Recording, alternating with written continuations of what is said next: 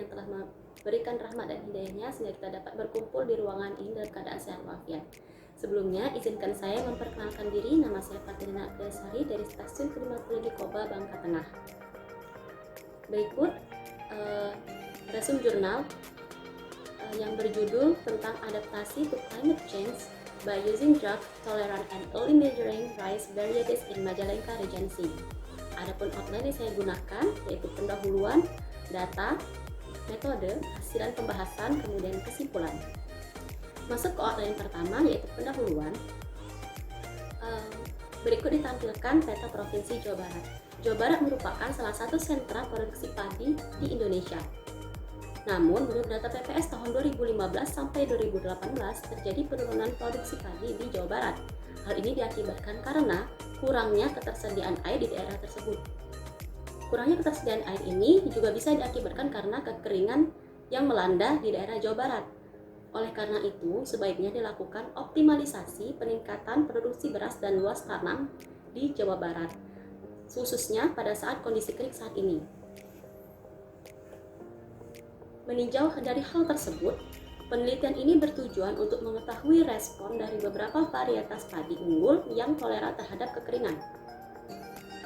Adapun data yang digunakan dalam penelitian ini, yaitu studi lapangan dilakukan pada musim tanam ketiga, yaitu pada bulan Juni hingga September 2019 di Desa Pasir, Kecamatan Palapoh, Kabupaten Majalengka.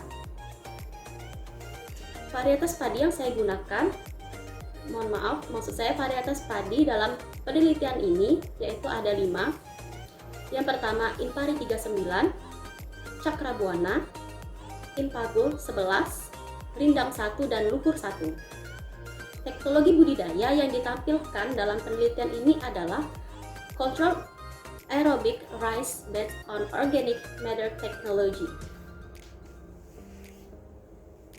Metode yang digunakan dalam penelitian ini yaitu menggunakan metode analisis varian satu arah atau biasa disebut dengan ANOVA, dilakukan dengan signifikansi alfa 0,05 menggunakan aplikasi SAS versi 9,1. Untuk menganalisis data observasi tersebut, maka analisis selanjutan digunakan tes post-hoc Duncan yang dilakukan untuk mengidentifikasi perlakuan yang berbeda secara signifikan berdasarkan uji ANOVA. Masuk hasil dan pembahasan. Yang pertama curah hujan. Berikut grafik curah hujan dan hari hujan di lokasi percobaan.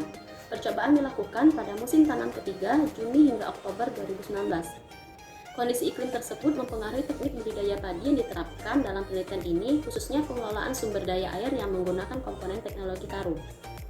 Teknologi Karung merupakan sistem produksi dengan menitik beratkan pemanfaatan kekuatan biologis tanah, pengelolaan tanaman, pemupukan, dan rata air secara terpadu dan terencana untuk mendukung pertumbuhan dan perkembangan sistem perakaran padi. Yang kedua, tinggi tanaman dan jumlah anakan. Berikut ditampilkan tabel karakter agronomi varietas padi. Rata-rata tinggi tanaman pada 90 hari setelah tanam bervariasi, yang secara signifikan lebih tinggi 142,6 cm di Impago 11 dibanding dengan Impari 39 dan Cakrabuana Rindang 1 serta Luhur 1. Ketinggian kelima varietas padi secara genetik berbeda di mana ketinggian juga menentukan iklim seperti suhu, sinar matahari, kelembapan, dan angin yang mempengaruhi proses pertumbuhan tanaman padi. Sebelumnya, saya jelaskan terlebih dahulu untuk Impari 39 dan Cakrabuana ini merupakan padi sawah, Impago 11, Rindang 1, dan Luhur 1 merupakan padi dataran tinggi. Selanjutnya, waktu bunga, waktu pemasakan, dan panjang malai. Berikut ditampilkan karakter generatif varietas padi. Varietas Cakrabuana memiliki populasi 50% pada fase berbunga secara signifikan lebih cepat 56 hari setelah masa tanam. Sedangkan varietas Impari 39 paling lambat 70 hari setelah masa tanam. Varietas Cakrabuana ini lebih cepat matang 85 hari dibandingkan varietas lainnya. Pada kondisi kering, padi umumnya akan berbunga lebih cepat karena kondisi suhu yang relatif tinggi, dan suhu tinggi mempercepat pertumbuhan tanaman dan timbulnya malai. Yang terakhir yaitu komponen hasil. Berikut ditampilkan tabel komponen hasil dari varietas padi. Produktivitas padi yang diuji berkisar antara 6-7 ton per hektar are. Varietas Cakrabuana menghasilkan produktivitas padi yang jauh lebih tinggi 7,15 ton per hektar are dibanding varietas lainnya.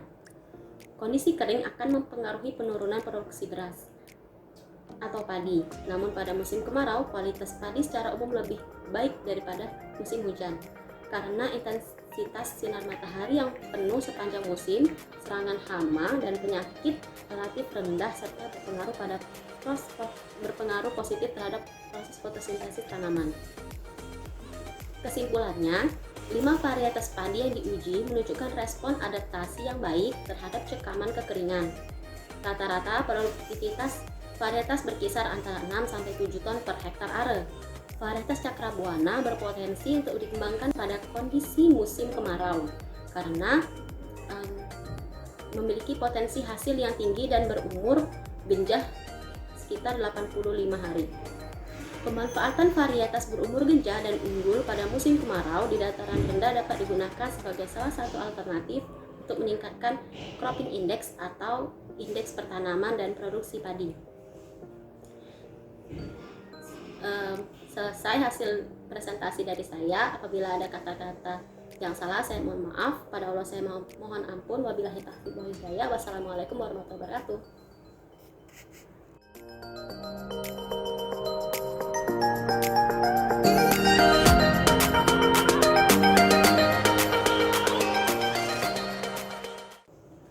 Baiklah, pertanyaan dari Aflah Liliati dari staf analisis stasiun klimatologi Kobar.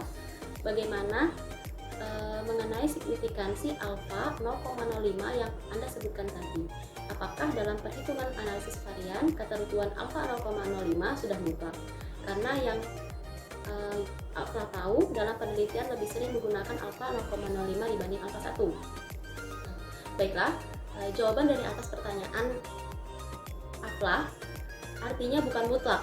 Hanya dalam kaidah hipotesis statistik nilai tersebut digunakan untuk taraf signifikan. Jadi mau digunakan nilai alfa lainnya boleh saja.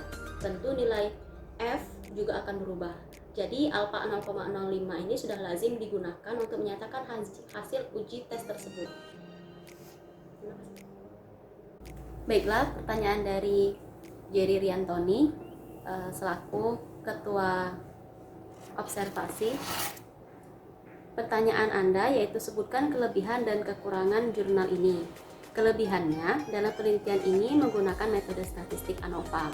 Sedangkan dalam penelitian-penelitian lain yang saya gunakan sebagai jurnal pendukung, itu hanya penelitian berdasarkan kualitatif, yaitu melalui forum group discussion dan tidak menghitung menggunakan data studi lapangan seperti penelitian ini.